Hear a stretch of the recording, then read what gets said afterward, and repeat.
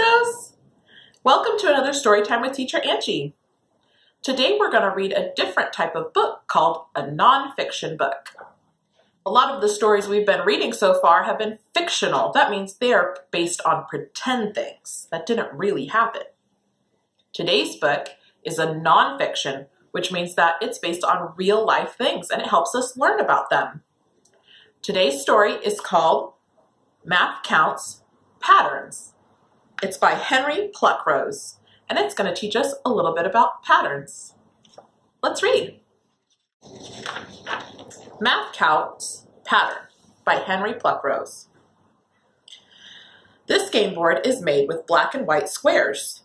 The squares are laid out in a regular way. They make a pattern. This board is also made up of black and white squares, but they are not laid out in a regular way. They do not make a pattern. Patterns are all around us. You can find patterns in nature, on the heads and petals of flowers, on leaves, on birds, and on butterflies.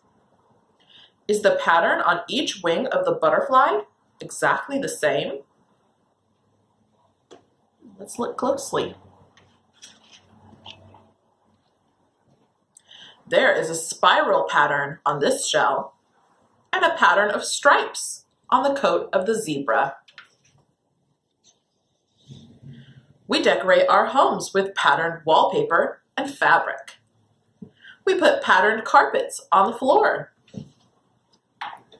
We eat from patterned bowls and plates. And things we wear are often patterned. And so are our clothes, worn on special occasions. Many patterns repeat themselves. Can you see the repeat in this pattern? Do you see the piece that's the same, that they printed over and over and over again?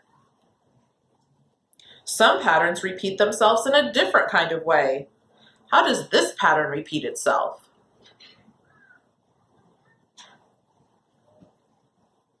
This is a tricky one. I'm noticing that it's all fruits and vegetables. I'm noticing that none of them are touching. There's white in between each one.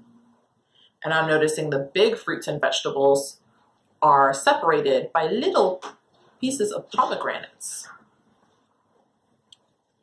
There are patterns almost everywhere.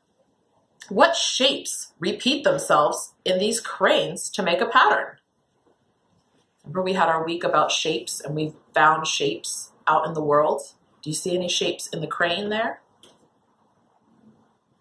Look closely. I see one that has 3 sides and 3 points. That's right, it's a triangle. Lots of them. What patterns can you see in these cobblestones?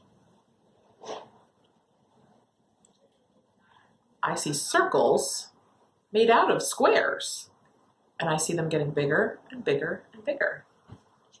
I also see the squares have spaces in between, so it's like square and then a black line, and then a square and a black line in between, huh? 2 kinds of patterns. Some shapes fit together tightly to make patterns, and some leave little spaces. The spaces can make a pattern too. So we see our circle, the ends of these colored pencils have a big circle and a small circle, and that's kind of making a pattern. But they don't fit together quite right. They almost make a little triangle in the space. The swimmers are making a pattern with their bodies. The water makes a circular pattern when a drop hits the surface. This is a close-up of, what do you think it is? It's a tire, close-up of a tire, a car tire. Why does it have this pattern? Why do you think car tires have those patterns on the bottoms of them? That's something I've wondered about. There's also a pattern on the sole of this sneaker.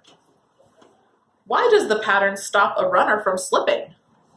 I see they're running on the snow there. Why do you think a pattern helps them to stop when they need to stop? Why does this grater have a pattern? Gosh, there's lots of things for us to wonder about in this book. The spiral pattern of a rope gives you a good grip for tug of war. Look around you. How many patterns can you see? The end. Thank you for reading this nonfiction book with me this week. I hope you enjoyed learning about patterns. And I'll see you next week. Bye-bye. Bye-bye, Binky.